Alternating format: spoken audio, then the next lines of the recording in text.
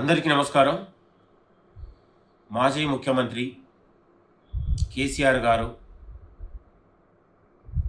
నిన్న బీఆర్ఎస్ భవన్లో ఒక సమావేశాన్ని ఏర్పాటు చేసుకొని పార్టీ స్థితిగతుల గురించి మాట్లాడుకోకుండా, నాయకత్వ స్థితిగతుల గురించి మాట్లాడుకోకుండా 30 నెలలుగా తెలంగాణ రాష్ట్రంలో 8 లక్షల కోట్ల రూపాయల అప్పులు చేసి తెలంగాణ రాష్ట్రాన్ని వల్లకాడు చేసినా కూడా ప్రజాప్రభుత్వం మన ముఖ్యమంత్రి రేవంత్ రెడ్డి గారి అధికారం రాగానే ఆర్థిక స్థితిగతుల్ని గట్టెక్కించుకొని సంక్షేమానికి పెద్దపీట వేసుకొని ఆనాడు వరేస్తే ఉరన్న స్థితిగతి నుంచి నేడు రైతుని రాజును చేసి రైతు ఆత్మగౌరవాన్ని ప్రపంచ దేశాలకు చాటే విధంగా మన ముఖ్యమంత్రి గారు ఇవాళ ఏకకాలంలో 2 లక్షల రుణమాఫీ చేసి రైతులకు ఇవాళ సన్న వడ్లకు బోనస్ ఇచ్చి రైతు భరోసా ఇచ్చి ఇవాళ నెలకు రైతుల కోసం, రైతుల సంక్షేమం కోసం 5,000 కోట్ల రూపాయలు ఖర్చు పెడుతున్నటువంటి ఘనత ప్రజాప్రభుత్వానికి దక్కింది.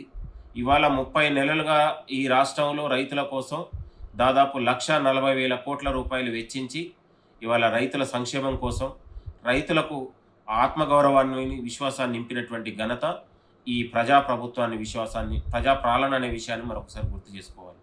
ఈ రాష్ట్రంలో వడ్ల కొనుగోలే లేదని కేసీఆర్ గారు మాట్లాడితే దాదాపు 8,000 సెంటర్లను, కొనుగోలు సెంటర్లను ఏర్పాటు చేసి దళారుల ప్రమేయం లేకుండా, మిల్లర్ల ప్రమేయం లేకుండా నేరుగా ఇవాళ రైతులకు పారదర్శకంగా కొనుగోలు చేసే విధంగా మన ప్రభుత్వం, మన ప్రజాప్రభుత్వం ఏర్పాటు చేసింది. గత పాలనలో ఇవాళ వరేస్తే ఉరని, ఇవాళ పండించిన పంట గిట్టుబాటు ధర లేకుండా, పండించిన పంటకు సరైన కొనుగోలు లేకుండా ఇవాళ రైతు కుప్పల మీదనే ఆత్మహత్యలు చేసుకున్న పరిస్థితి ఆనాడు బీఆర్ఎస్ పాలనలో చూసినాం.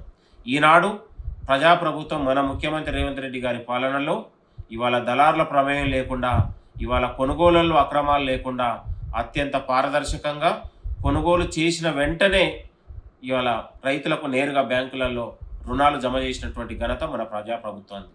కాబట్టి కేసీఆర్ గారు మాట్లాడేటప్పుడు మేమందరం కూడా ఫామ్ హౌస్లో పండుకుంటే ఏదో అనుకున్నాం, కానీ ఇంత దిగజారి, ఇంత చిల్లరగా మాట్లాడతారని మేము భావించలేదు.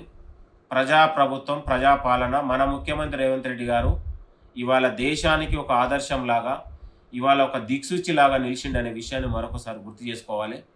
ఇవాళ మీరు రైతులకు చేసింది 10 ఏళ్లలో చేసింది ఏం లేదు. ఇవాళ దళారులకు దోచిపెట్టడం తప్ప మన ప్రజాప్రభుత్వం వచ్చిన తర్వాత రైతులకు ఆత్మగౌరవం, ప్రజాపాలన లభించిందనే విషయాన్ని కేసీఆర్ గారికి హితవు పలుకుతా ఉన్నాను. ఆ బీఆర్ఎస్ పార్టీ ఇక లేచే పరిస్థితే లేదు. కన్న కూతురే ఈరోజు ఇవాళ తండ్రిని దళారి అని, దొంగలని, అవినీతి పరులని మాట్లాడితే ఈ నేటికి కూడా కల్వకుంట్ల కుటుంబం నుంచి, కేసీఆర్ నుంచి అయినా, కేటీఆర్ నుంచి అయినా, హరీష్ రావు నుంచి సరైన సమాధానం చెప్పలేని ఈ దద్దమ్మలు, సన్యాసులు ప్రజాపాలన గురించి మీరు మాట్లాడే అంత మీకు నైతికత లేదని కూడా మేము భావిస్తూ ఉన్నాం.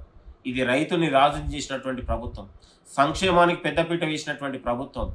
ఏకకాలంలో మనం సంవత్సరం ఏడాదిలోనే 70,000 ఉద్యోగాలు ఇచ్చినటువంటి ప్రభుత్వం. ఇవాళ 54,000 కోట్ల రూపాయలు వడ్డీ లేని రుణాలు ఇచ్చినటువంటి ఘనత ఈ ప్రజాపాలన. ఇవాళ మహిళలకు ఉచిత బస్సునిచ్చినటువంటి ఘనత మన ప్రభుత్వానికి. ఇవాళ పేద ప్రజలకు ఇవాళ సన్న బియ్యాన్ని ఇచ్చి కడుపు నిండా అన్నం పెట్టినటువంటి ప్రజాప్రభుత్వం మన ముఖ్యమంత్రి రేవంత్ రెడ్డి గారు. ఇవాళ కులాలు, మతాలకు అతీతంగా ఇంటిగ్రేటెడ్ స్కూల్స్తోని సమాన విద్యను అందించే ప్రభుత్వం మన ప్రభుత్వం, రేవంత్ రెడ్డి గారి ప్రభుత్వం. ఇట్లా చెప్పుకుంటా పోతే వందల కార్యక్రమాలు ఈ ప్రజాప్రభుత్వం వచ్చిన తర్వాత ఇవాళ సంక్షేమానికి, రైతుల కోసం, నిరుద్యోగుల కోసం, మహిళల కోసం అన్ని వర్గాలకు పెద్దపీట వేసినటువంటి ఘనత మన ప్రజాపాలన అనే విషయాన్ని మరొకసారి గుర్తు చేస్తూ ఉన్నాం. కేసీఆర్ గారు ఇకనైనా మీ బుద్ధి మార్చుకోవాలి, మీ వ్యవహారశీలి మార్చుకోవాలి. ప్రజలు చీకొట్టినా కూడా మీ బుద్ధి మారలేదు, మీ వ్యవహారశీలి మారలేదు అనే విషయాన్ని మరొకసారి రుజువు చేసుకున్నారు. అది బీఆర్ఎస్ పార్టీ కాదు, అది దళారుల పార్టీ అని మీరే రుజువు చేసుకున్నారు. కాబట్టి కాంగ్రెస్ ప్రజాపాలనకు డోకా లేదు. మరొక 10 ఏళ్ళు రేవంత్ రెడ్డి గారి ప్రజాపాలన ఉండబోతుంది. కాంగ్రెస్ ప్రభుత్వం ద్వారానే ఈ తెలంగాణలో ఇవాళ అన్ని సంక్షేమ పథకాలకు కానీ, అభివృద్ధికి కానీ ఇవాళ ప్రజలు విశ్వాసంతో ఉన్నారు. కాబట్టి కేసీఆర్ గారు తన మాట్లాడిన మాటల్ని ఇవాళ సరైన విధానం కాదు, మీ వయసుకు, మీ అనుభవానికి తగ్గట్టు కాదు అని మరొకసారి హితవు పలుకుతున్నాను. థ్యాంక్ యూ, నమస్తే.